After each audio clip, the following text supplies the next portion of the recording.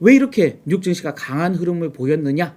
뭐 바로 파월 때문이었죠. 이번 주 핵심 관심사 파월 이게 수요일이고요. 그다음에 이제 금요일에 발표되는 11월 고용 지표 이게 사실은 가장 핵심이다라는 말씀을 누차 드렸는데 간밤에 파월 우려와 달리 비둘기파적인 좀 목소리를 냈다라는 점이 시장이 환호하게 만든 핵심적인 요소였다라고 보여집니다. 지금 파월의 발언 좀 정리부터 일단 해보겠습니다.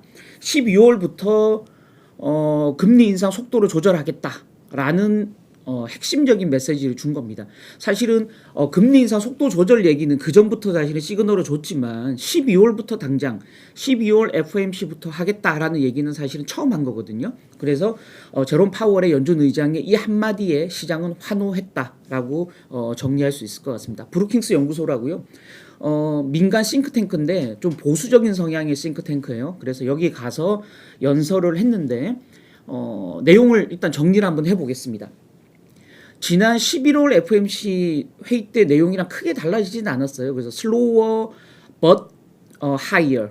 그러니까 금리 인상은 천천히 가되 높은 수준은 계속 유지하겠다. 이게 이제 파월의 핵심 메시지거든요. 이번에도 핵심 메시지는 똑같았다. 다만 12월이라는 숫자를 얘기했다라는 점이 중요하다라는 거죠. 자, 내용 한번 살펴보시겠습니다. 연준의 인플레이션 목표치 2% 달성하기에 여전히 임금 인상률이 높다. 임금이 빠르게 올라가고 있다. 임금이 올라가니까 인플레가 유발되고 그로 인해서 연준은 계속 통화 긴축을 할 수밖에 없다라는 얘기죠. 현실적인 얘기를 한 겁니다. 또한 고용 시장이 둔화되지 않으면 인플레이션 억제하기가 쉽지 않다. 이거는 지금 현실적인 상황을 얘기하고 있는 겁니다. 상황이 나아지고는 있지만 인플레이션이 안정될 때까지 갈 길이 멀다. 조금 더 금리를 올리겠다는 얘기죠. 다만 이제 여기서부터 중요합니다. 시장이 환호했던 이유가 이제 나오는데요. 12월 FOMC 회의 때부터 금리 인상 속도 조절은 가능하다라고 얘기를 했습니다. 인플레이션이 아직 충분히 둔화되지는 않고 있지만 긴축 효과는 시차를 두고 나타나고 있지 않냐. 결국은 지금은 눈에 지표로는 보이지 않지만 일정 시간이 지나면 자연스럽게 인플레이션이 내려가지 않겠냐라는 얘기죠. 또 인플레이션과 이제 경제 성장 둔화를 감안해서 균형을 맞추는 그런 어떤 정책이 필요한 시점이 됐다라는 얘기죠. 이제는 경제가 침체로 가는 상황까지도 같이 고려하겠다라는 얘기입니다. 여전히 미국 경제는 연착륙이 가능한 상황이다라는 거죠. 그럼에도 불구하고 금리는 조금 더 올리겠다는 얘기는 물가가 한 달 정도 완화되는 모습 보였지만 그 이상 완화되는 증거를 조금 더 확인하고 싶다. 최종 금리는 9월에 전망했던 것보다는 조금 더 높아야 되겠다라는 얘기죠. 9월에 최종 금리를 4.6% 정도로 전망했기 때문에 그거보다 높다. 시장은 이미 5%를 전망하고 있기 때문에 이 얘기는 사실은 시장에 충격이 전혀 되지 않았다. 다만 12월부터 금리 인상 속도를 늦추겠다라는 얘기가 시장의 핵심적인 어떤 그 호재로 작용했다라고 보여지는 상황입니다. 그래서 시장이 어떻게 받아들였느냐. 패드워치인데요. 이거는 CME에 있는 패드워치인데 12월 FOMC 전망입니다. 지금 현재 기준금리가 4%니까요. 4.5%로 50bp만 올릴 확률이 그 하루 전에 비해서 이렇게 높아졌죠. 제가 한번 죄송합니다. 여기 한번 볼까요? 요거잖아요. 이게 하루 전에 요거거든요. 하루 전에 한 7, 8%였다가 지금 50bp 올릴 확률이 거의 75%까지 올라갔습니다. 반면에 75bp 금리 올릴 확률은 이렇게 뚝 떨어졌죠. 맞죠? 결국 시장은 파월의 이 한마디에 거의 12월 FOMC는 50bp 인상을 기정사실화하고 있다. 이렇게 보면 될 것 같습니다. 이것 때문에 시장이 가파르게 상승했다라고 보여지는 거죠. 또한 지금 여기 제가 적어오진 않았지만 내년 2월, 3월 25bp 두 번 인상하고 더 이상 금리 인상 없다라는 확률은 더 높아졌습니다. 그리고 내년 11월에 기준금리를 인하한다라는 확률도 더 높아졌죠. 시장은 이제 완연하게 연준의 통화긴축 더 이상 신경 쓰지 않겠다라는 기조로 가고 있다라는 거죠. 자, 이런 상황인데 그러면 간밤에 나왔던 경제 지표도 이런 연준의 통화정책 그 속도 조절을 뒷받침해 주느냐? 해 준다는 거죠. 자, 보시죠. 연준이 예상하듯이 통화 긴축을 하면 경제가 조금 누구로 들어야 경제가 너무 좋으면 안 되잖아요. 경제가 조금 둔화되는 모습을 보여야 연준도 그래 경제 이제 둔화되니까 우리 금리 인상 늦추겠다. 아니면 금리 인상을 멈추겠다라고 얘기할 수 있는 명분이 생기는 거잖아요. 노동시장 서서히 뒷걸음질 치고 있다라는 게 보여지는 거죠. ADP라고요. 민간 기업에서 그 11월 고용 그 보고서를 냈는데 민간 고용 보고서를 냈는데 민간 기업들의 고용이 11월에 12만 7천 명 증가했다. 이게 10월에는 23만 9천 명이었거든요. 반토막이 난 겁니다. 10월에 비해서 11월에 민간 기업들의 고용이 반토막 났다. 월가 전망치가 19만 명 늘어날 거다라고 했는데 12만 명밖에 안 늘어났어요. 옆에 차트 한번 보세요. 민간 고용 숫자가 가파르게 줄어들었다. 확인되죠? 숫자로 차트로. 자, 제조업에서 10만 명 줄었고요.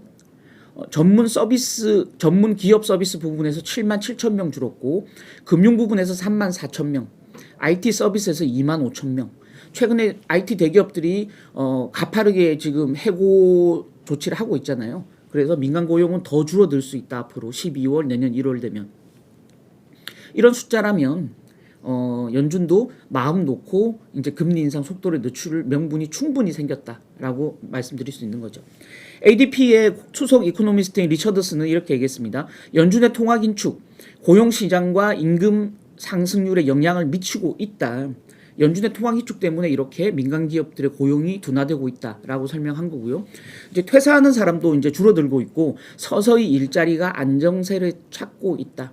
예전에는 퇴사하는 사람이 많다 보니까 사람을 못 구해서 임금을 더 줘서라도 사람을 이렇게 고용하려고 채용하려고 하는 기업들이 많았잖아요. 이제는 그런 일이 별로 없어지고 있다라는 거죠. 그래서 고용 시장은 팬데믹 이전 수준으로 안정화되고 있다. 그렇다면 연준도 팬데믹 이전 수준의 금리 인상 그 이전 수준에 맞춰서 금리 인상 속도를 늦출 명분이 생겼다. 이렇게 정리할 수 있는 거죠. 자, 기업들의 구인 건수도 줄어든다라는 거죠. 이건 이제 일종의 선행 지표입니다. 노동부가 발표하는 10월 구인 및 이직 보고서인데요. 여기 보시면 10월에 기업들의 구인 건수, 이제 사람을 뽑겠다라고 채용 공고를 낸 겁니다. 채용 공고 낸 게 1,030만 건. 이게 작년도에 비해서 76만 건 줄었고요. 전달에 비해서 35만 건이 줄었습니다. 이제 기업들의 채용도 줄어들고 있고 기업들의 채용 공고 건수도 줄어들고 있다. 이게 뭐 완연히 이제 고용 시장에 둔화세가 나타나고 있다라는 거죠. 그리고 실업장 한 명당 구인 건수도 지금 1.7배, 지난달에 2.0배였거든요. 그러니까 한 명이 그만두면 두 명을 뽑는데 지금은 한 명 그만두면 1.7명 정도 뽑는다는 거예요. 그래서 서서히 이제 시장이 안정화되고 있다라는 거고요. 자발적 퇴직자도 402만 명 정도밖에 안 돼서 전달에 비해서 3만 4천 명이 줄었다라는 거죠. 퇴직률도 2.6%. 작년 5월 이후 1년 5개월 만에 최저치를 기록했습니다. 자, 이 정도 되면 고용 지표 이번 달 그러니까 내일 모레죠. 내일인가요? 금요일 날 발표되는 미국 11월 고용 지표도 조금 둔화되는 흐름이 완연하게 나타날 가능성이 있다. 그렇다면 연준도 금리 인상을 더 늦출 가능성이 굉장히 높다. 이렇게 말씀드릴 수 있을 것 같습니다. 자, 이 정도 되면 뭐 충분히 좀 의미 있는 얘기들이 뭐 이렇게 나올 수 있겠죠. 제가 이거 순서를 약간 바꿔서 뒤로 바로 넘겼는데요. 월가 이슈를 짚어볼 텐데 여기도 이제 금리 통화정책 얘기가 나오기 때문에 제가 바로 넘어가겠습니다. 자, 일론 머스크가 연준 정책금리, 기준금리 내려야 된다라는 멘트를 했거든요. 재밌죠? 일론 머스크는 테슬라라는 기업을 운영하고 있는 CEO인데 기업들이 보기에도 경제 상황이 좋지 않다. 그래서 연준이 기준금리를 내려야 된다라는 코멘트를 한 거예요. 트위터에 이 트윗을 올렸습니다. 내용 한번 보실게요. 미국 경제 침체, 리세션으로 갈 상황이 지금 임박해 있다. 그래서 연준의 통화 긴축, 금리를 계속적으로 올리고 있는 연준 정책 때문에 이런 상황이 더 악화되고 있다라는 거죠. 그래서 연준이 지금 미국 경제 위기 상황을 증폭시키지 않으려면 당장 즉시 기준금리를 내려야 된다라고 얘기를 했습니다. 뭐 머스크 한마디 때문에 연준이 금리를 내리진 않겠지만 기업인들의 이런 목소리 자체가 연준에는 어떤 상당한 푸시로 작용할 가능성이 있죠. 그래서 연준 입장에서도 이제는 인플레뿐만이 아니고 경제 상황도 동시에 좀 챙겨야 되겠구나라는 생각을 할 수 있는 거죠. 참고로 머스크는 지난 10월 말에도 사실은 이런 얘기를 했어요. 글로벌 경기 침체가 나타날 거고 이게 2024년 봄까지 계속될 거다.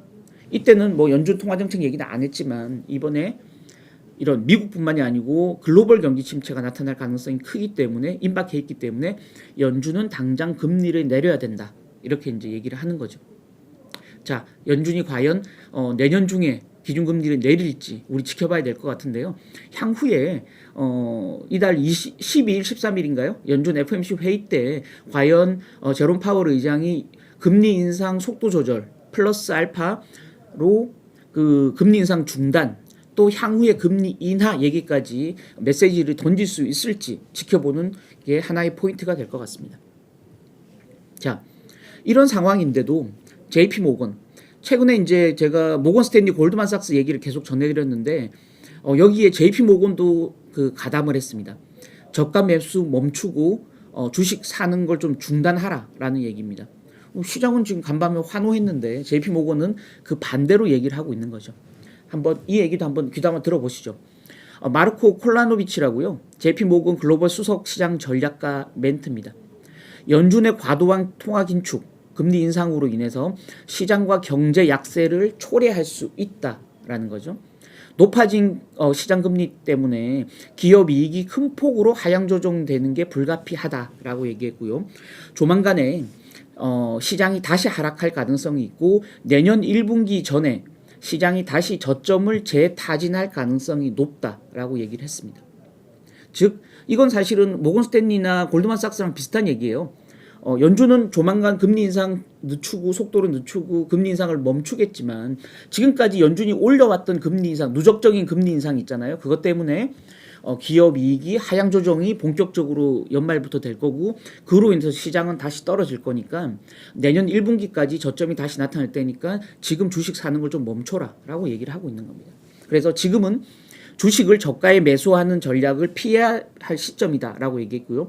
연준 최종금리 당초의 JP모건은 3% 후반을 전망했는데 이게 5%까지 높아질 걸로 보인다라고 얘기했고요. 내년 주식시장이 1분기에 저점 이제 타진한다라고 말씀드렸죠. 1분기 저점 이후에 반등하겠지만 그 반등 폭은 연준이 피봇하는 시점, 그러니까 금리를 언제 인하하느냐, 금리 인상을 언제 멈추고 금리 인하하느냐 그 시점에 달려 있다. 따라서 그러니까 내년 초반까지는 시장이 안 좋을 걸 각오하라라는 게 JP모건의 메시지입니다. 모르겠어요. 지금 연준의 간밤 파월의 발언 이후에 지금 베어마켓 랠리가 좀 나타날 가능성이 좀 충분한데 JP모건, 골드만삭스, 모건 스탠리 월가의 가장 큰 세 군데 투자은행들은 이때를 활용해서 주식을 좀 줄이고 현금 비중을 늘려라. 내년 초에 시장이 조정받을 때 주식을 다시 사라라는 메시지를 계속 넣고 있거든요. 모르겠습니다. 저는 개인적으로 뭐 섣불리 동의하기 좀 어려울 것 같은데 참고를 하실 필요는 분명히 있다라는 말씀을 좀 드리겠습니다.